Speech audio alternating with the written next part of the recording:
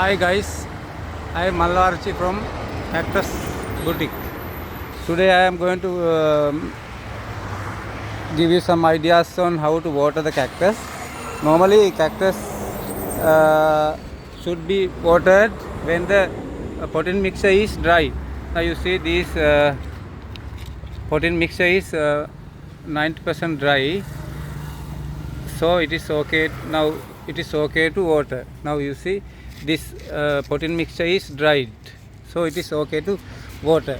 If not, now this potting mixture is not dried, it is wet. No, therefore this plant should not be watered. Now this you see this weed shows that it is not going to wither.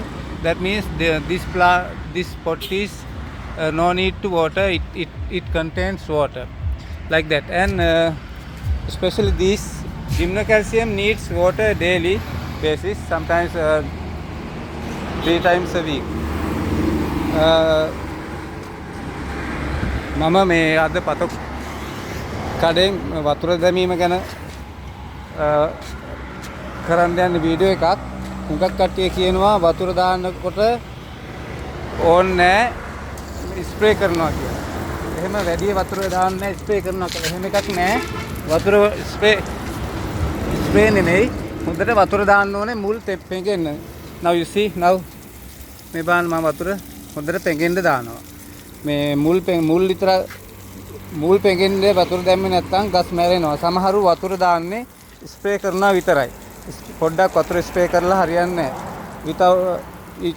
This plant should be watered very well so that all the roots get wet.